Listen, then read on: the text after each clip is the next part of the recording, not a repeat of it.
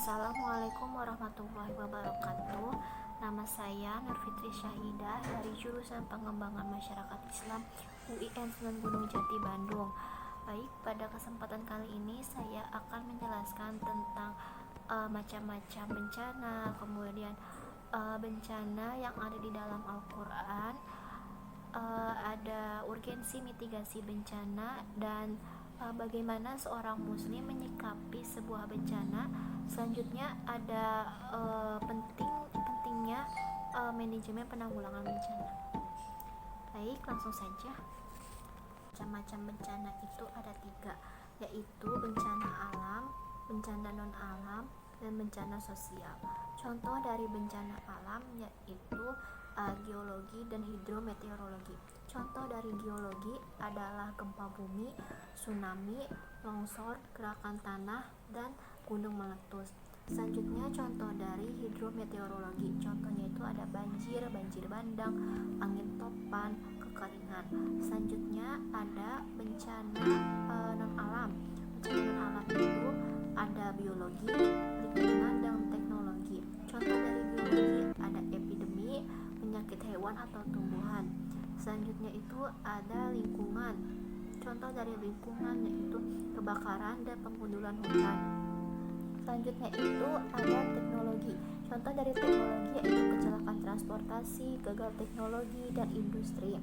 Kemudian ada bencana sosial. Bencana sosial itu contohnya itu ada konflik dan terorisme. Di dalam Al-Quran ada beberapa ayat yang menjelaskan tentang contoh bencana. Di sini saya akan mengambil contoh Quran surat Yunus ayat 22 sampai 23 yang berbunyi wallazi yusayyirukum fil barri wal bahr hatta iza kuntum fil fulki wajarayna bihim birihim tayyibatin wa farihu biha ja'at harihun asifu wa ja'ahumul mawju min kulli makani wa zannu annahum uhita bihim da'awllaha mukhlisina lahud dina la in anjaytana min hazihi lanakunanna minasyakirin. Falamma anjahum idahum yabghuna fil ardi bighairil haqq ya ayyuhan nasu innama bagyukum ala anfusikum mata'al hayatid dunya summa ilaina marji'ukum fanunabbi'ukum bima kuntum ta'malun. Ayat tadi jika ditafsirkan huwallazi yusayyirukum fil barri wal bahr, artinya dialah yang memberikan kepadamu kodrat, kekuasaan atau kemampuan berjalan di darat dan di laut. Maksudnya Tuhan telah memberikan kepadamu kemampuan berjalan di darat dan di laut dengan memberikan hewan tunggangan dan kemampuan membuat sarana angkutan transportasi seperti motor, kereta api, kapal, dan pesawat udara. Hatta iza kuntum fil fulki wajarayna bihim birihim tayyibatin wa farihu biha ja'at harihun asifu wa ja'ahumul mawju min kulli makanin wa zannu annahum uhita bihim da'awllaha mukhlisina lahud dina la in anjaytana min hazihi lanakunanna minasyakirin. Artinya sehingga apabila kamu berada di dalam perahu yang berlayar membawa mereka dengan angin yang baik dan mereka pun bergembira dengan keadaan perahu yang demikian itu. Kemudian datanglah angin badai dan ombak dari segenap penjuru menerpa perahu, mereka pun berdoa kepada Allah serta mengikhlaskan taat kepadanya. Ujarnya, sungguh jika engkau melepaskan kami dari bencana ini, tentulah kami akan mensyukuri engkau. Maksudnya ketika mereka berada dalam perahu atau kapal yang berlayar membawanya dengan memperoleh bantuan angin buritan yang baik, maka maka mereka pun beriang gembira. Tetapi tiba-tiba datanglah angin badai yang hebat dan disertai gelombang ombak yang bergulung-gulung. Menyaksikan bencana yang begitu dahsyat yang diyakini akan memusnahkan dirinya, maka mereka cepat-cepat berdoa kepada Allah dengan hati yang sangat ikhlas. Dalam situasi kritis itu mereka tidak lagi berharap kepada berhala-berhalanya. Mereka berkata, "Wahai Tuhan kami, jika Engkau benar-benar melepaskan kami dari kebinasaan, tentulah kami menjadi orang-orang yang mensyukuri Engkau." Ayat ini memberi pengertian bahwa manusia memang bertabiat kembali kepada Allah ketika mereka ditimpa bencana. Karena itu kita merasa heran menyaksikan banyak sekali orang Islam yang menghadapkan doanya pada waktu menghadapi bencana kepada pemimpin atau tokoh yang mereka anggap keramat.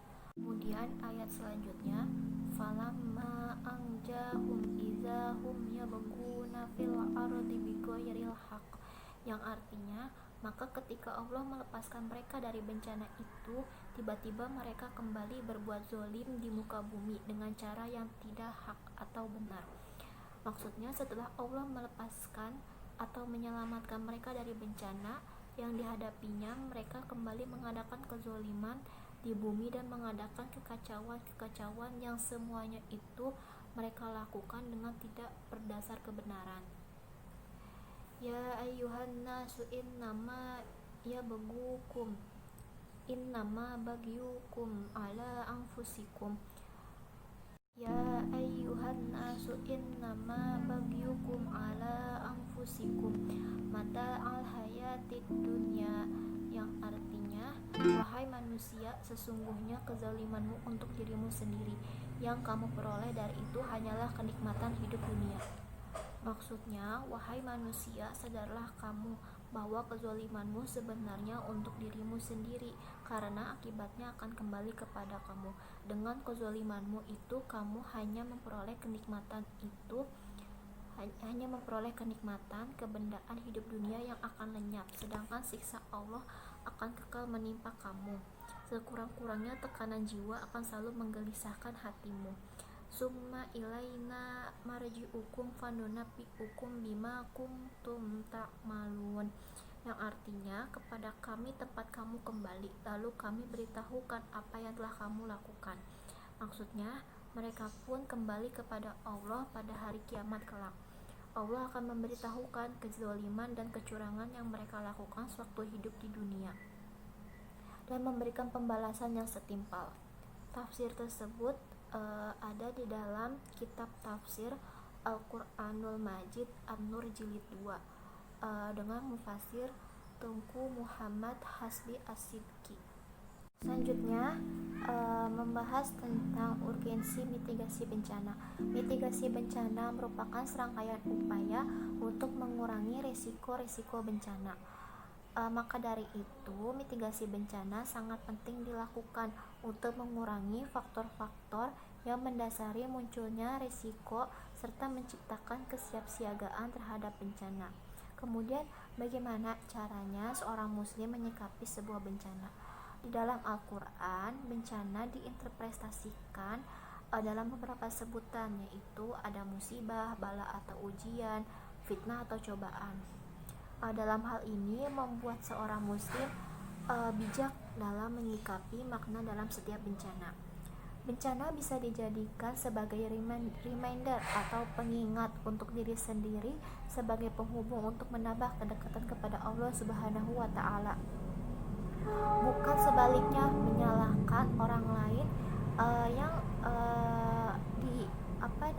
yang mempunyai dosa atau kesalahan sehingga dapat memicu bencana itu datang. Bencana yang sudah terjadi bisa dijadikan untuk melakukan mitigasi dan kesiapsiagaan menghadapi bencana jika suatu saat akan tiba lagi. Melihat bahwa setiap tempat mempunyai risiko bencana yang sama, sehingga dapat meminimalisir risiko bencana yang akan terjadi. Kemudian, kenapa sih manajemen penanggulangan bencana itu sangat penting? Karena dapat memberikan perlindungan kepada masyarakat dari ancaman besar. kemudian juga memberikan informasi kepada masyarakat dan pihak berwenang mengenai resiko mengurangi kerusakan harta benda dan kehilangan sumber ekonomi.